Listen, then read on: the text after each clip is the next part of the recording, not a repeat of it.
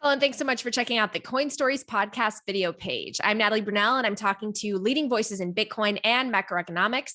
And today we're going to be focusing on where the financial markets are headed with Henrik Zeberg. This podcast does not provide financial advice. Before getting into it, make sure you're subscribed to my page to get alerts for my videos and hit the like button so other people see this video. Super excited to share that this episode is powered by the Bitcoin Conference 2022. It's almost here. Make sure to get your tickets. It's going to be the biggest Bitcoin event in the world. All 4 days will be jam-packed with exclusive content, exciting announcements, and an incredible lineup of Bitcoin speakers, artists, and leaders.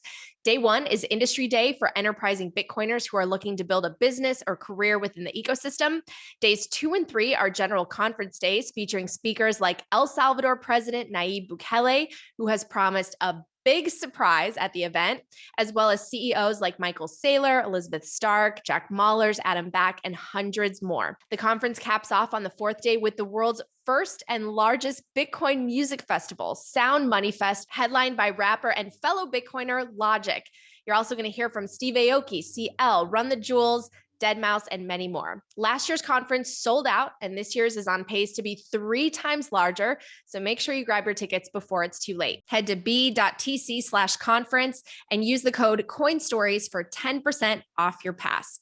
This episode is also sponsored by OKCoin, one of my favorite places to dollar cost average. And OKCoin just launched a new initiative called Crypto for All. It's aimed at democratizing knowledge and access to Bitcoin. OKCoin is one of the fastest growing and most secure global cryptocurrency exchanges that serves all your needs for Bitcoin and is committed to investing in educational content, funding crypto developers and entrepreneurs from underrepresented groups, and helping more diverse talent work on crypto ecosystem projects and careers. OKCoin has actually contributed more than $1 million to Bitcoin core devs and counting, has one of the most active Lightning nodes, and recently launched Sats mode. Head to go.okcoin.com/Natalie. And when you sign up for an account, you will get $10 in Bitcoin. All right, I'm excited to share my guest today is Henrik Zeberg. He is a macroeconomist, a chartist, and creator of TheZebergReport, which focuses on market analysis and forecasting. Henrik is predicting a major deflationary bust that he predicts will happen later this year and will rival the great crash of 1929. Now, he is bullish on Bitcoin, at least until that crash, but I don't think he knows just how bullish he will be on Bitcoin when there's a reset to our financial system. So I actually just sent him the Bitcoin standard and can't wait to hear his take. We are going to be talking about the markets at large and his forecast. So without further delay, here's Henrik. All right, Henrik, thank you so much for joining me. Super excited to talk to you. Thank you. Thanks for having me on, Natalie. Okay, so I want to start with just learning a little bit more about your background and your origin story. So you're from Denmark. Can you talk to me a little bit about your early life, where you're from, and sort of what it was like in your upbringing? Sure. So I'm from a very little town in Denmark, actually the southern part of Denmark, and living close to our big neighbor, Germany. So you could say that, living in that area, you have a lot of, influence from the German culture and also the language and things. So I've been told that sometimes you can hear that I have like kind of a Germanic kind of accent in my English. So I don't know if that's the case. But really had a easy kind of childhood living with my parents and my little sister, and in having a ordinary kind of school, growing up with friends, and also it's not ordinary childhood, I would say, nothing out of the ordinary. What did your parents do, and what did you want to do when you grew up when you were young? Well, actually, my father, he was in a kind of an entrepreneurial spirit. So he had some companies that he worked with, and then tried to open up, companies and then make them grow within, it was in construction.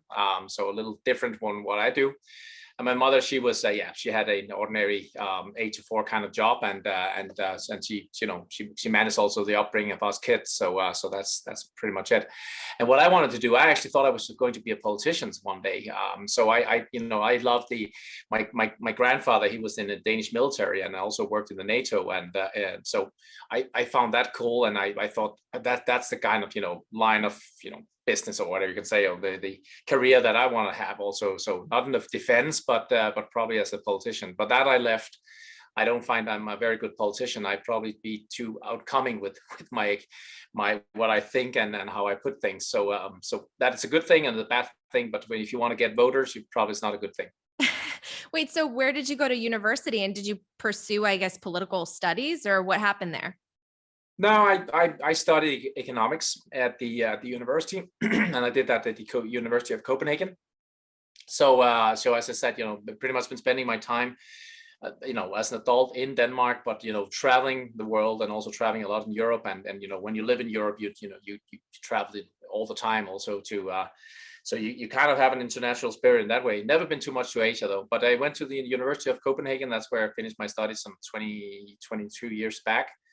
And then I pursued another kind of career. Then actually was within macroeconomics. I pursued a career within consulting and did strategic consulting. So doing strategy work for large enterprises around Europe. And that's that's the kind of career I had. Really got to the macroeconomic side of things when 2008 came and we had that kind of unfolding in the world economic scene.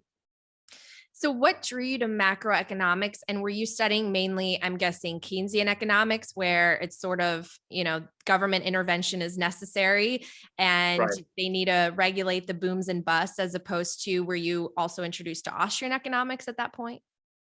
Well, we were also introduced to Austrian economics, but yeah, you're absolutely right. It's mostly Keynesian economics, and we had this kind of playbook, and that's the way it unfolds. And then you need to jump in, and you can do that. You can kind of fix it. And I can even remember, sitting back then and being told that, the way you actually can minimize the impact of any kind of crisis is by conducting monetary policy. Mhm. And that's interesting in these days, right? Because we've actually taken that to the full extent and even further than that, and also come to the end of what you can call the end of the line in terms of what Keynes also was thinking. So he was asked, what do you do when you get to the end of all of this, and you get stuck in this, can't lower the interest rates anymore, and he say, well, in the long run we're all dead.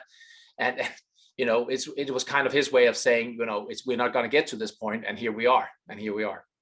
When you were studying and just early in your career, how much did you think about the United States? And I ask that because my family's from Poland and all they wanted was to come Oh, to the wow. US, and the US was seen as like the superpower, and they really were at the time. Oh And yeah. all the economic opportunity was there. So what was your kind of image of the US? Well, as a boy, I remember, watching Top Gun back in 1986. I was 11 years old, and I was, the U.S. is the big thing, and this is the way, this is where everything happens. And it was just, and also I was being told by my grandfather that, this is, as him being part of NATO, also working with NATO, that the U.S. is the ones looking out for us. That's pretty much it. And also you could see that in everybody in Europe that time say, growth is coming from the US. Not that I remember that as growth and things, but cool stuff was coming out of the US. So obviously I was looking up to the US back then, and seeing, and I still am. I think probably just been more nuanced in the way that you perceive countries and things than you were back then. But definitely the US was the big thing, and it was the nirvana of where things were really taking place. Did you want to come here? Did you ever think about it? Oh yeah, I've been there. I've been to the US also. I've been living for 4 months in Champaign, Urbana. So I was just attending some some classes there back in the university in '98, I think it was. And so I've been there sometimes, and I've been into the West Coast quite a lot of times, and then also to New York a couple of times, and I'll actually be going in May again. So so looking forward to that. I'm bringing my son to New York to see that. It's a gift. It's a father-son kind of thing. We're going to have a trip here. That's nice. I see the New York skyline behind you. So Yeah, actually, that's a coincidence. It's because I'm sitting in the Canarians right now, and that's why there's all this sun coming in here all the time. But that's just a picture behind me. It's an Airbnb that we have, and it just coincidentally is the New York skyline. I have kind of an interesting question because I feel like here in the US, there's such a focus on money. And today, I think capitalism is associated with like greed and it's confused with the crony capitalism that we have that's impacted by the government. But for the most part, I feel like when you talk to Americans, they all aspire for something great. They want to be rich. They look up to people like the Elon Musks and the Jeff Bezos, and in Europe, life is a little bit more equal, and I remember my parents talking about their younger lives. And even, when you think about a doctor to a teacher, the salary difference wasn't as extreme as it is here in the US. And not as many people had this sense of like, I want to be rich someday. So did you feel that way when you were growing up? Did you want to be rich? Was that an aspiration for you? Or what was your relationship with money? This is a very interesting question. It's actually spot on in terms of also where I've come to in terms of my, thinking and to how I perceive life. And just today, I was actually, talking to my girlfriend around that also and saying, okay, what is it, we want with life? And what if, now we have this situation in Ukraine, this very unfortunate situation in Ukraine. And you have somebody with, like Putin, who probably has, more money in the world than anybody else, as far as I can understand from, sources, and still, wants more. He wants more out of life. He wants to be recognized as, the leader of the one who, re-erected the Soviet Union or something like that. And what you're talking about there is that, when you got this huge yacht down in the harbor, and then you see the next one next to you is bigger than yours, and then you want something that is bigger. And I think that, happiness does not come from that. That does not come from getting that bigger yacht or that whatever you need to have. I think it comes from the small, moments in life there where you enjoy yourself with your kids or with their, friends. And so back in when I was young, I would, anticipate and think, money was being the big thing. This is what I need to do. I need to be rich and famous and, all this. But where I think today that, that is not what I try to pursue today. That I think that, of course, having a lifestyle that that I have, and also that I probably can improve myself over the next coming years, is nice. But I would not trade that away from having that inner peace and having that understanding of myself and where I want to be in life and what I want to be for other people. I would not trade that away for that. So I think it's a of course money is important for all of us, and but there should be limitation to how we get that wealth, and when we got it, we should not and try to get to fly ourselves to the moon or into the out of this to take these moon trips or whatever it is but actually use it for the better good of of people, and I would rather see that you use your money for something else. And that has also affected the way I think in terms of taxes. I know Denmark have a huge, high tax levels, that no doubt about that. But I'm happy to say that I can safely send my kids out into the Danish streets at night, pretty much, and not having the fear that there is the kind of crime that you see elsewhere in the world, and that has to do with the fact that you do not see too many poor people there. Yes, I pay dearly for deeply for that, but I'm not a socialist. I'm definitely not a socialist, but I can see the greater benefits of actually also contributing to something where others may not be able to contribute as much as I do. But I can do that and feel good about it and give something to my kids and to people around me. So that has taken a long time to get to that understanding. But that's how I feel. I think that that's a fantastic way to put it, because I think our idea of money is so skewed right now, especially the fact that we can't just put it somewhere and know that the value is going to stay consistent or go up in value. It's just going to be eroded by the political decisions and monetary decisions that are made. So I'm kind of curious, in your career, as you're, building your way in the macroeconomic and business world, did you start to realize how manipulated the money system is and how, I guess, corrupted it's been by some of the decisions made in order to basically keep the rich in power at the expense of everybody else? Well, yes, I would say that's also been a journey for me. I mean, probably also been more exposed to that and being in the US and seeing it so close up, and you haven't really not the same kind of culture as it's not as dominating in Denmark, I would say. But of course, you're right that when you get to the understanding which I got back in 2008, that I saw how flawed the whole system was, and I actually was pulled into all of that with a lot of bad investments, and let's just put it like that, with all the real estate things that were going on back then. Then you kind of understood that, okay, how are they going to change? What are we're going to change that? Oh, obviously something's going to happen. And what we just saw is that they managed to kick the can down the road again, and just by printing more money.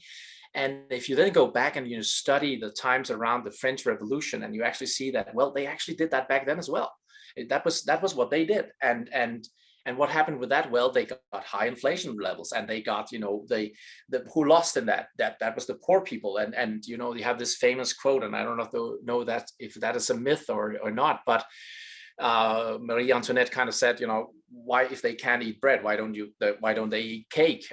I do not know if that's a myth, but it kind of puts it to, okay, so there are poor people, and they do not know what to do in terms of getting food on their tables.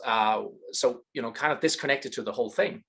And when I saw the kind of response that we saw back in 2008 and 2009 there, when that was the financial crisis was unfolding, and I talked to various people and experts, and they were just, yeah, but that's going to help because, and then they came back to the Keynesian version of it, and I was like, but where is the wealth in this? I mean, I can understand that kind of boosting up the values of different assets, but you actually need to get that on the floor. You need to get people that on the floor are getting richer, or at least having a job, so they can start that kind of circle. And I see that is so misunderstood. That is so misunderstood, and that's why I also think that of course we're going to see an end game to this. And as you said, it's just been postponed for such a long time, and we're getting, when is that final moment? When are we going to see that end game coming out?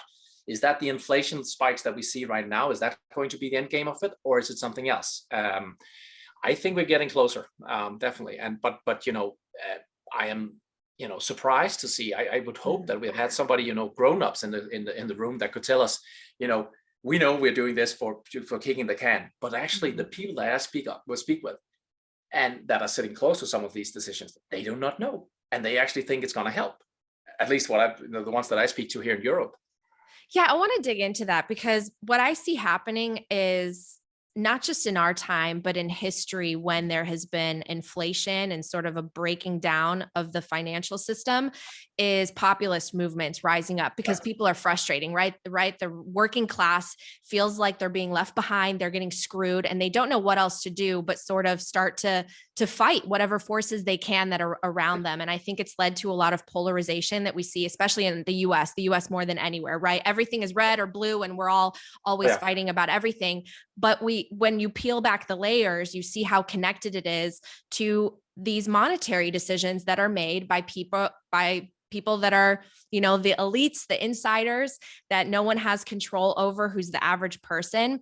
And what's sad is, like, all these people, I don't think they're necessarily evil. I think that they go in with the best of intentions, or they want to try to cushion the blow in the short term. And so they forego the long-term consequences, but all of it leads to a bigger and bigger mess. Because the more we kick the can down the road, the bigger the bubble is, and the more pain that they're going to try to avoid through manipulation. Right. So first of all, I guess, like, what are your thoughts on that? Like, if you were in charge back in 2008-9, what would you have done differently, or what did you want to see differently? And how is the last, decade really informed why you believe there's a deflationary bust coming? Well, I think so. If we go back to 2008, what would we have done different? I think actually the discourse, or where we went wrong, was actually 1998, when the long-term capital fund blew up, and you had due to one fund blowing up, you had the Fed going in and actually lowering rate on that. I mean, was that really, what needed to be done? And then you had the dot-com bubble, and you had that, okay, so we need to now lower the rates even more. And then, and by the beginning of that, it's a free lunch, because you can actually do that, and you can get something out from it, and you can get that kind of effect that you want. But by the end of it, the returns on the marginal returns are becoming less and less. And that's what we see today, definitely. And I think that, so 2008, I'm not sure, if you were in that position, were you actually the one going to say, okay, I'll do something differently? I will not, lower rates if I was the central bank, board member there. I'm not sure, because you will always, tend to fall into line, I think. But it would be nice to see somebody like, the Volcker,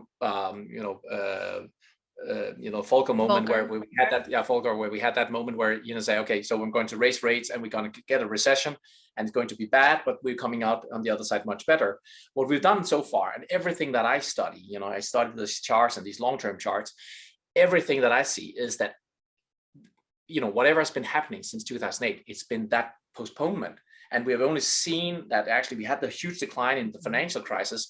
And what we do not see is that we're just seeing another, the Elliott waves, theories that I follow, is that it's just leading up to another moment. And it's going to be an even bigger crash than the first one we had.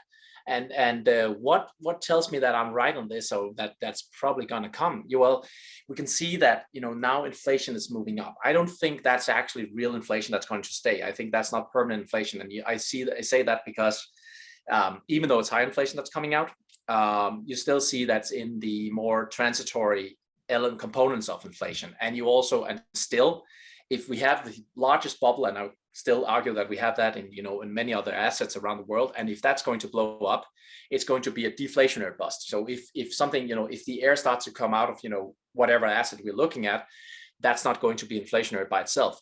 What they're going to do down the road, though, is that they're going to do exactly the same thing and try to blow it up one more, to inflate that bubble one more time.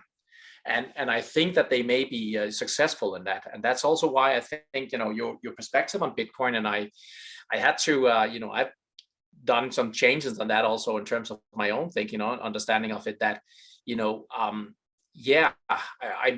there may be things around Bitcoin and crypto that I do not like, because I actually think that the dollar situation was a good thing for Europe and for Denmark also. I mean, if it wasn't for the strong dollar, we wouldn't have seen this Pax Americana that's been going on since 1945, where the US have been the strong country in the world, been actually, putting, peace around the world without all these interventions, all that. But anyway, been able to keep communism at bay for a long time, and keeping us strong.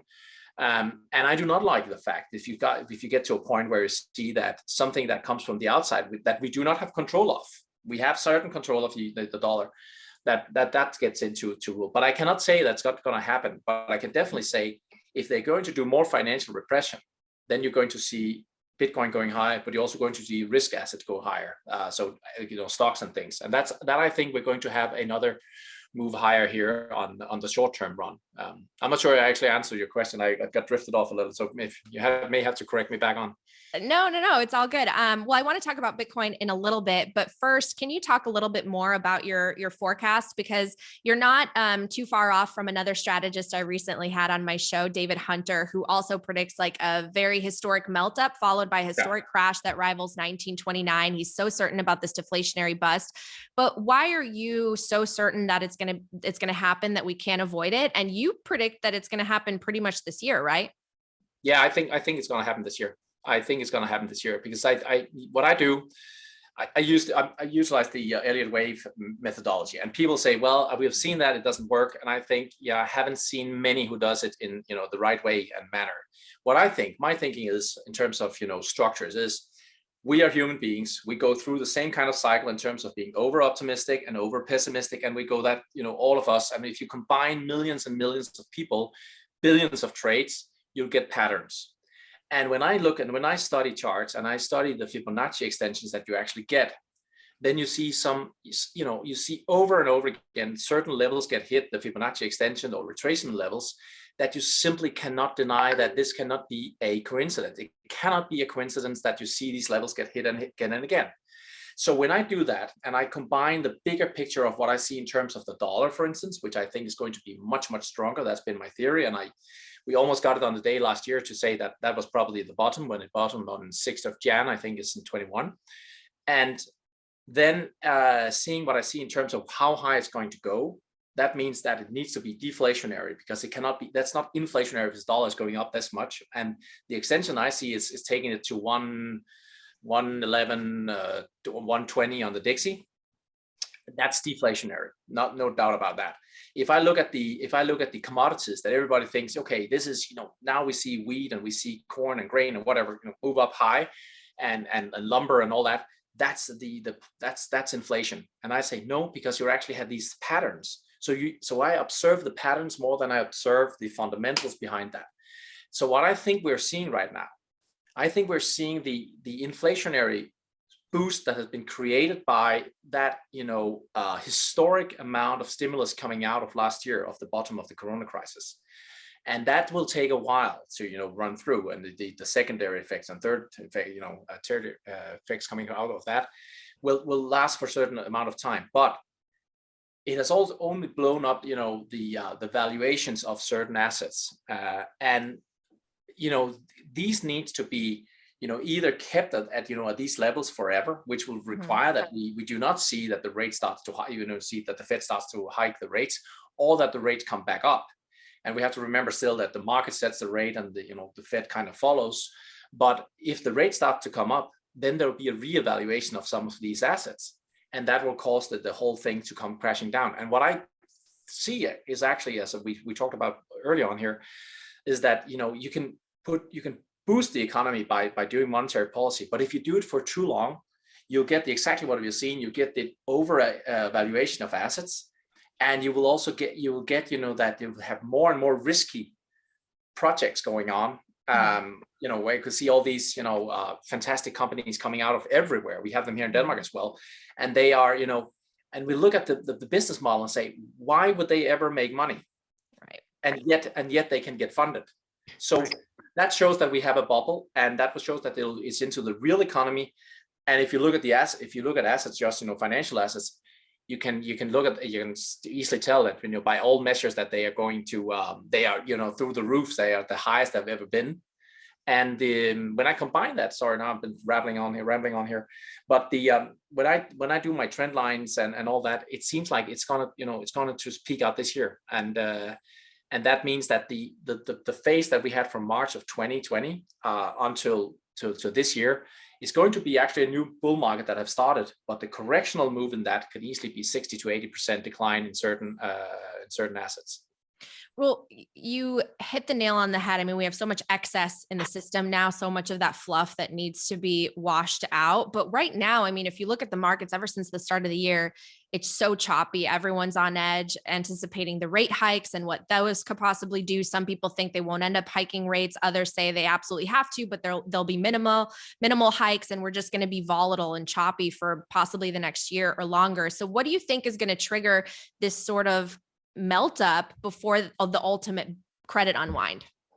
Well, I think we have pretty much all the negative sides into the equation right now, don't we? I mean, we have a very hawkish Fed that we all expect, and we get 50 basis point kind of hike.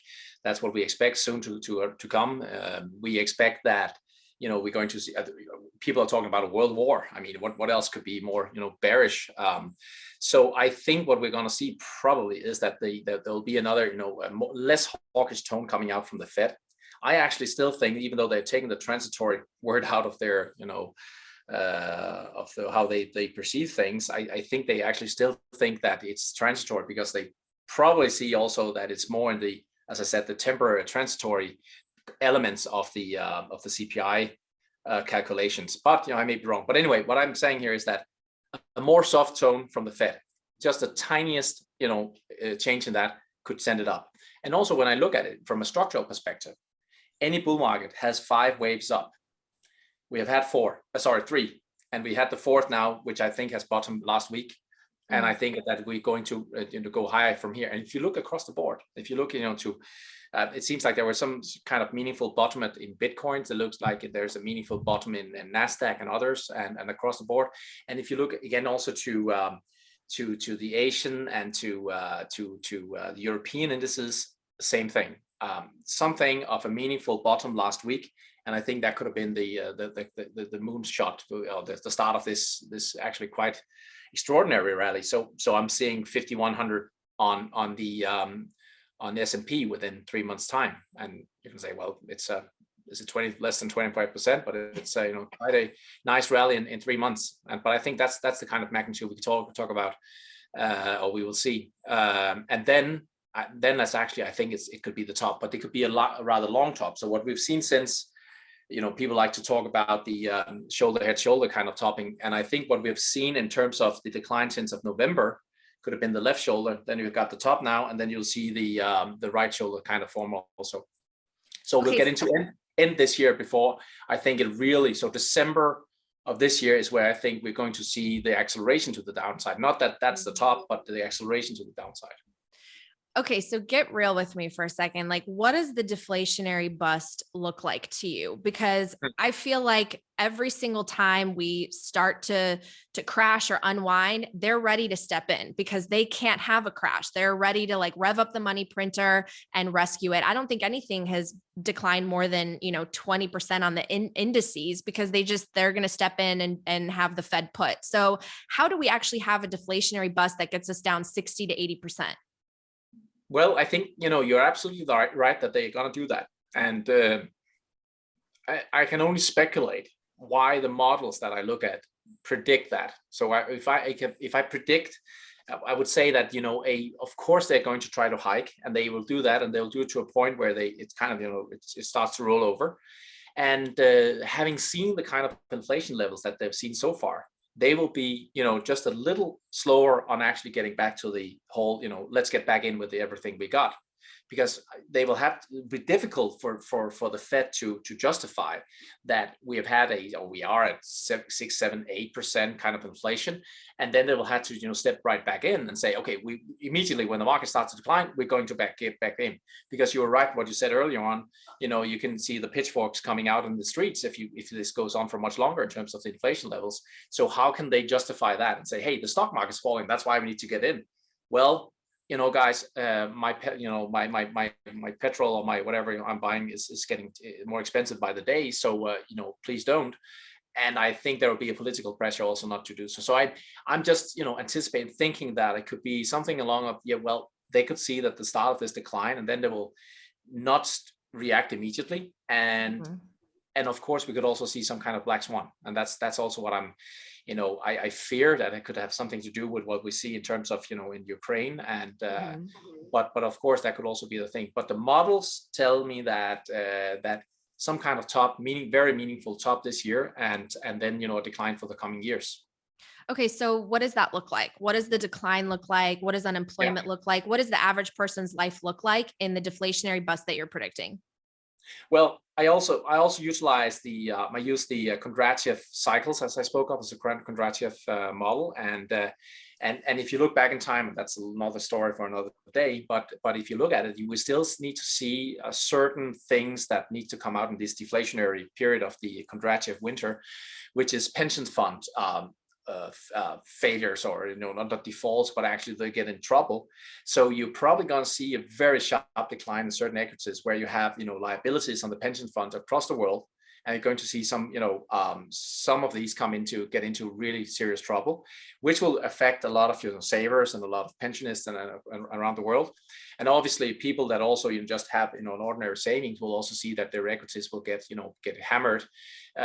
Valuation on houses will also drop. So what I see is that when you inflate something with artificial money, it's not wealth.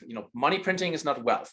And that so that's an unfortunate thing, because I think Zimbabwe and Weimar Germany could have been another place to live if printing money would have really been that big solution to things. So that's not wealth, but it can give the anticipation or the perception of wealth. And that's what I think we may see right now, that we have this anticipation or perception that we have a certain wealth. And I think that we're going to see that simply just the air is going to come out, and that can trigger. And of course they will try to step in, but I Natalie, I don't think that it's just so easy. First of all, with the inflation numbers running high, and second of all, the marginal returns on conducting monetary policy, it's coming down, and at some point printing money will actually be the actual problem of the whole thing, and that's why it can become a bigger problem for the Fed to start doing that again. Yeah, it's so interesting because, like I mentioned earlier, David Hunter also predicts this deflationary bust, at which point he says that we will see unprecedented amount of money printing. We've already seen record amounts, but they would have to kick in with so much in order to try to regulate the system. And, us Bitcoiners, some of us believe that a deflationary bust is definitely possible. Others say, no way. The second it hits, 20%, they're just going to quantitative ease their way out of it.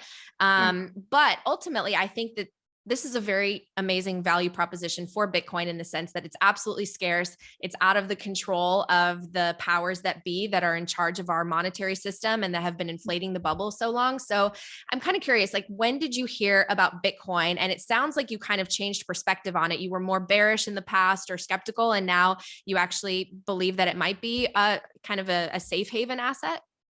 Well, I think as long as they do financial repression, it'll definitely be a safe haven. So as long as they're trying to, this artificial push up the markets, it can be a thing to invest in. But I'm asking the question still: what will happen the day we got 5% interest in the world? I mean, that day may come at some point, or 10%.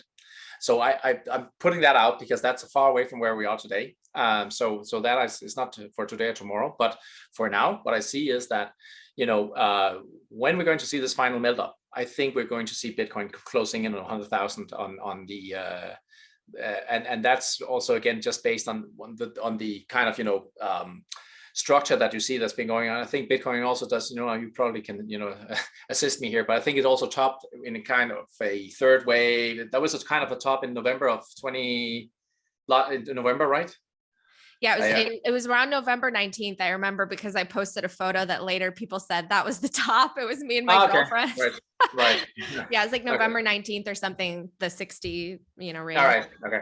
But I think definitely we're going to see, some kind of, melt up here first. And that will be in with the risk assets coming up. And then you in a deflationary bust, I cannot see how, the problem will be liquidity, and still liquidity is the US dollar, first and foremost, and that means that a lot of people will be needing dollars. They'll be selling off gold. I also have this crazy call on gold to get down to below 1,000, and people are calling me crazy on that, but that's what my model tells me. 1,000 to 1,200. That's where I see it go, and that's because that is also the part of the the whole deflationary bust story. That so many models tell me not just gold, silver, gold, and others are coming down, platinum, and that can only happen not in an inflationary world. And if that comes down, then you'll probably see that Bitcoin goes down with that. And Bitcoin tends to have done that in a kind of leveraged way. So when it goes down, it kind of takes a deep plunge, right? Oh yeah. But yeah. I agree that what are they going to do about it? Are they going to see that meltdown? No, they're not. Why will it go this far, the 60 to 80? That's a really good question. I can't tell, but that's what I see, and that's the extensions that I see. And why would gold and so on? That can be so many things. But of course, when they need to get that restarted, they're going to do so much what they've done before, which is this a thing to get inflation kicked off. What I think will change this time around, though, is that I think it'll go from only being monetary policy to actually being more financial policies that they will try to pursue. That means that you can see universal basic income come up as something. Yep. So that QE was the new thing back in 2008. Yep. I think, probably going to see that, and that will be immensely inflationary. And that's actually what I predict that you're going to see when that comes up, the next downturn. That's when I think you'll have the secular bottom that I call it in the inflation cycle, which will then kick off a whole new regime in terms of the next 20 years. We know that from 81 or something, we have seen inflation coming down and rates coming down. And I think that's a similar thing we're going to see with for the next then 20, 30 years, that we're going to see then inflation slowly start to take off, and then maybe even getting born in stagflationary world, and then getting into a trend which is upward going instead of this downward going thing. And which asset will do well there? Well, actually, if I look to the Kondratiev, that's the period after 1945-ish, 1949 actually, and that'll be the world where you actually see that stocks and risk assets can do well. Could I see a crypto do well there? Yes, I could, but I struggle naturally to see I don't know how many cryptos you got today, 6 or 7 or 8,000 cryptos are doing well together. So there probably will be some cleanup at some point, right? Oh, absolutely. I think a lot of the altcoins are going to be washed out, and rightfully so. But it's interesting because in your scenario, which I kind of believe is probable, I see that being the ultimate spark for hyper Bitcoinization, which is something we talk about in our community, where essentially Bitcoin does the hockey stick and people are jumping out, opting out of the old system into the new. Because I think at that point, if we are to see a deflationary bust and the credit finally unwinds and we have pension funds or banks potentially even failing, people have to flee to safety because they no longer have credibility in that old system that we've propped up with all of the money printing, with the dollar being the petrodollar and the global reserve currency.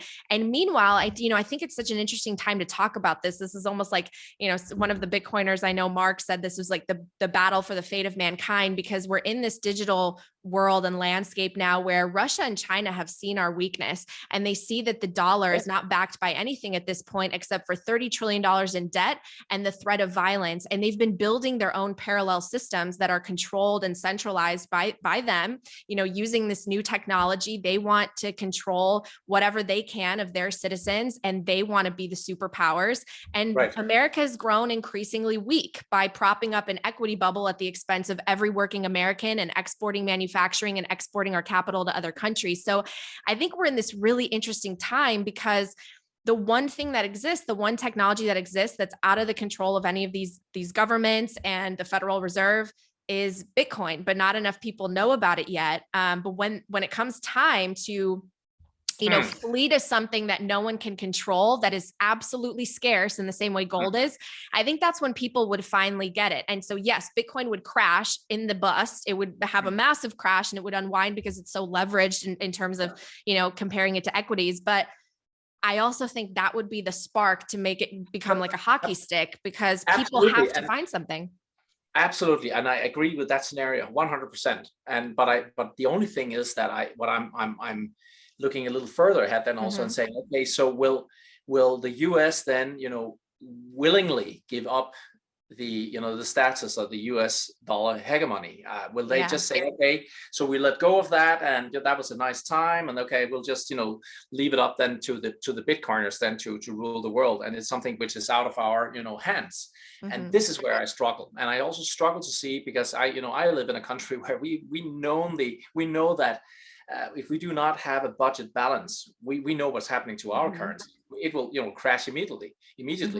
So the only reason why you can have the US today having a deficit of 40-50% or something like that, which is to a large degree also funding the US military. And I absolutely agree with what you said there. There were two Chinese generals, I think they wrote a book back in '98 and said we cannot beat the US military for the next many decades. Actually, I think he said back into 2050 or something like that, because there's just this difference in terms of technology and all that. But if we can get to the dollar and we can kind of cut the the Achilles heel there, well, then we can actually beat the US, and of course that's what they want. But even more so, I think it'll be something that the US will protect, because every responsible politician and I do think you have some of those in the US, will try to defend that, and I think we in the Western world actually would need it also for some time, because if we did not have it, then you will see the US would have to shrink their budget and actually try to start balancing that. And I think that it's inconceivable for me right now to see a US administration. Maybe it's lack of imagination from my side, but you need actually to have that strength from the dollar. But do China and Russia need to cut the Achilles heel, the US dollar by the Achilles heel? Absolutely yes. And I think you're right that the forces are out there.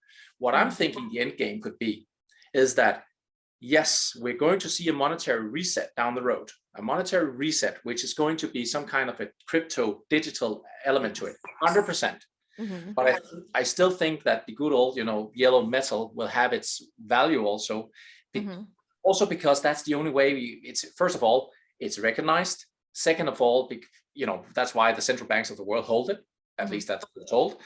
And second of all, because it will still be a place where the Western world will dominate. So if you take if you take Germany, you take US, and you take France, and you take all the Western countries that will kind of and it'll be like, show me yours and I'll show you your mine, and then we'll see, okay, this will be the reset, and then we'll do a digital kind of component to it. Yes, that I believe in. So I'm not subjecting to it, but whether Bitcoin will take it over, that maybe that's my lack of imagination to see that it will be more of a revolution then, because it will not be something that will be let go easily by the US administration. But what do I know? I'm a Chartist. Just out of curiosity, when did you hear about Bitcoin, and like how far down the rabbit hole did you go studying it? Not very far to study it, honestly. I've studied something, but I'm nowhere near what you know, Natalie, definitely. And but I heard of it. Let me see. First time it was around 700, I think, something like that. Yeah. Okay, so like probably 2017 or 2018. Yeah, something like that. I had a friend who bought 5 Bitcoins back then and still holds it. Did you invest? Are you an investor in Bitcoin? Nah, I have been holding some Bitcoin for some time, and also been not speculating or thinking against it or selling it off sometime. But I don't hold it. I actually hold some sushis now and something else. Don't say that. Don't say that to my audience. Don't say I know. But it's even more leveraged. It's really interesting to hear you talk, because I feel like if you studied it a little bit more, you would become so bullish on it because of the scenarios that you believe playing out, which we totally agree on. And I'm sure that you're based on your beliefs, you're a hard money guy, right? You need something that can't be inflated. And that's why I think people would flee to gold in the situation of a major bust, because they want something that can't be manipulated. They're going to go up the food chain when it comes to layers of money to the hardest money that they can get their hands on.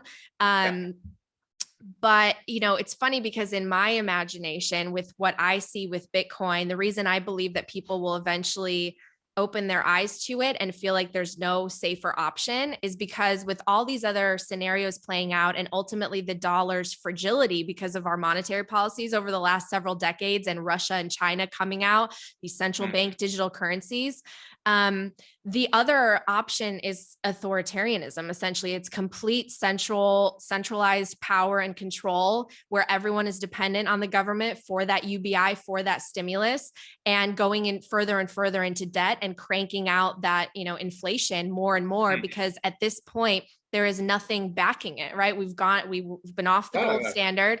The petrodollar is now, I believe, at risk, because we're seeing these countries are saying, well, we're going to make sure that we have assets in our reserves that aren't the US dollar. We're going to make deals that aren't in the US dollar, and we're going to have our own digital currencies that aren't based on the dollar that we can transact. So, now that we have Ukraine and Russia in the news, are you one of the folks that kind of see this situation as putting a spotlight on the danger that the US dollar will no longer be the global reserve currency?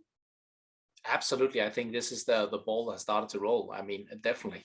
And I think that if you see what, the kind of response that you get out of Russia immediately coming from this, okay, so we attack them by using the SWIFT system and all that. Of course, they are looking into that. And it's common knowledge, as I said, it's something that the Chinese generals talked about in the 90s. So yeah, absolutely. I think the ball has started to roll in that direction. And that's why, by the end of all of this, not just because of, nobody outside the Western world likes the US dollar or the US hegemony in that. And everybody knows that that's the main part of the strength of the US. Of course, it's a fantastic economy and a fantastic country, fantastic citizens and all that. But that's kind of, the reserve status is something that is, boosted that even more, and taking that away will of course be a blow to that kind of strength, and Russia and China wants that. So what we see now definitely is the ball starting to roll in that direction.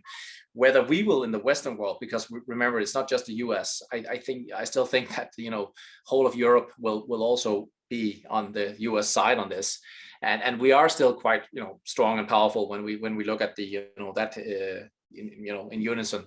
So I think that we'll probably see it as, I think, there will be kind of a new Bretton Woods kind of situation. So there'll be like, okay, we got all this mess. I hopefully not be too much of a mess, but let me just say that first. But we got all this mess, which is all the debt we have around the world. We have these valuations. We have an inflation now that is soaring, because down the road, as you say, when they try to one more time to inflate the things. And, and then China and Russia say, well, and some other countries in the world may say, well, we need a new, reserve currency. We will not accept that the dollar simply is the one that we all have to obey by. And then it'll be okay, so how do we do that? And what that comes to is speculating from my side. I mean, I wouldn't know, but I don't think gold has outplayed its role in that manner. And if it's a situation where all countries start to use their own systems, I got this crypto and I got this crypto, well, then we're back to the whole situation around the currencies or cryptos. Mm-hmm. So I think, we need a world currency, or we need that, and that I think will be more balanced with other, the weight of other countries. And how do you actually put that balance or that weight from Germany into it, and from China and whatever? And I think that's where gold will play in. But I do not know, Natalie. Natalie, I think you probably have been studying the whole Bitcoin situation or Bitcoin technology more than I have, and that's why probably you could be right on this part. But for now, as I said, bullish, but into the bust, I probably wouldn't be holding it. That's so interesting. Yeah, I mean, I truly believe that when game theory plays out, Bitcoin is actually going to be the thing that that rises, as opposed to gold, because it is absolutely scarce. It's verifiable, it's trustless, it's permissionless, it's censorship resistant. And my big wish is that political leaders here in the US get educated on it so that they purchase it for our balance sheet. Because at this point, think about gold. It's already centralized. It's really difficult to transport. You can't just cross the border with it. Like people are fleeing the countries right now. They're not bringing their, gold bars with them. They're trying to flee immediately. And you can essentially have your entire wealth on a hard drive or in your memory, your seed phrase, and you can go anywhere in the world and transact with people immediately. And I see the alternative as being very scary, because that's the decentralized world where the individual has the power again, which we haven't had in so long. The other world is where we're highly concentrated in terms of power with these centralized authorities and these central bank digital currencies where they can take what they want from you and give you what they want. And that world is scary to me. No, but that part I definitely agree on. But I'm just saying that that there will be a struggle. I mean, they're not going to give it away for and say, here it is, take it all away, and then completely there'll be a struggle. And I just can't see the outcome of that struggle. That's my my shortcoming. Completely, I totally agree with you. Well, to start to wrap up, with you studying this, and some people would say you're kind of prophesizing a doomsday scenario of deflationary bust. So what do you tell people in terms of how to prepare, and what the best case scenario, or what's the hope in this situation?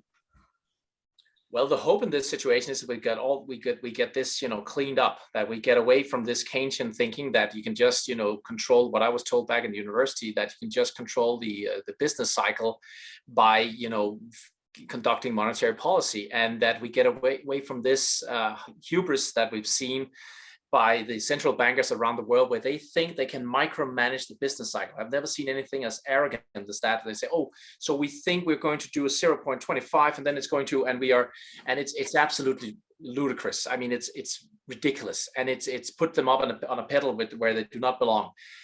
So what they can do, they cannot look through that. I've been working a lot with multivariable models, and what they're sitting there doing they cannot predict that. So and we can see that. What was Janet Yellen? She was asked about the inflation level by the end of this year, and she said 2%, and well, she was kind of wrong. Let's just put it like that. So 21. So they cannot predict that, and then we need to get that away again. Hopefully also we can educate. I hope that the world will see that actually the bust actually is something that is the making of the central banks, and that we actually get a limit. I mean, that this kind of extreme power that they've had, that they can, okay, let's just inflate people's homes, and then it can it'll burn their value, and we'll see people that will lose their pensions, and I hope that will not be the narrative around it. But I may be naive also there, that the narrative will not be that it was something's fault and it was something of external event, or it was Ukraine or whatever. I hope that we'll be able to get through to the minds of people and say, well, actually, this started out by us doing something which was really stupid. We created this nirvana that does not exist, and then people believed in it, and then all of a sudden it came crumbling down, or we had to try to defend it, and we went to the outmost, insane things. So I hope that's what my kids get from it, that they understand that. But I fear they won't. So let's see. But what I tell people, I say, short term, the dollar's going up. I think that's good. The dollar's going up. So long term, they need to crash the dollar, and that means that a lot of other things, there will be this, what you say, Bitcoin, hyper Bitcoinization. Is that what you say? Yeah. And yeah, probably risk assets will have to thrive there. But I think there is a long way down first, and the timing of that, the timing of getting in at that right, particular point. And my theory, my play here is the miners, gold miners and silver miners. So that's what I'm looking for. And I think you can easily get it 20, 30, 40, 60 times the value if you get in at the right ones at the right time. And that's the play I'm looking for. So yeah, I'm from a own portfolio kind of perspective, I kind of welcome it, because I like to see those valuations come down. I don't like to spend my money or invest my money in something which is ridiculously valued. And then to see that what I see in golden miners, then see that kind of that kind of upside that we can see there. And if the Bitcoiners are doing a lot better than me, then well, they were more clever than I was. But as you said, if I studied more, maybe I will get some Bitcoin as well and get part of that ride as well.